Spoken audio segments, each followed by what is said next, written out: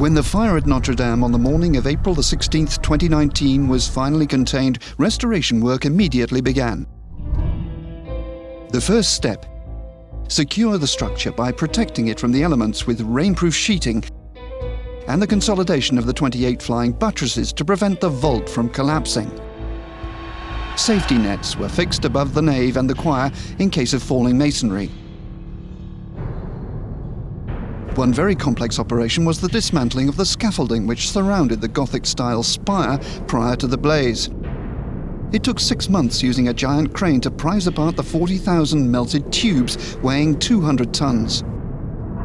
The collapse of the ancient oak frame brought down a section of the vaults. Among the rubble were piles of charred pieces of wood from the frame and the spire, as well as metal objects, lead sheets and ironwork. A plan was drawn up. Remote-controlled robots moved in first, followed by a team of archaeologists.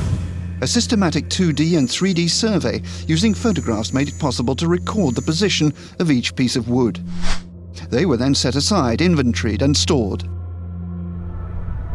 More than 450 tons of lead in the roof and spire melted in the blaze. Partially vaporized in the air in the form of microparticles, the lead presented a health risk for both Parisians and site workers. Lead dust decontamination operations were carried out around the building and, in particular, in the square. The biggest organ in France, built in 1733, was saved from the flames, but covered in a layer of lead dust. It took 4 months to remove the oak console, weighing 500 kilos, and the 8,000 pipes arranged in 115 sets. The stained glass windows in the high bays of the choir and the nave have been dismantled. The 3 rose windows have been left in place and protected.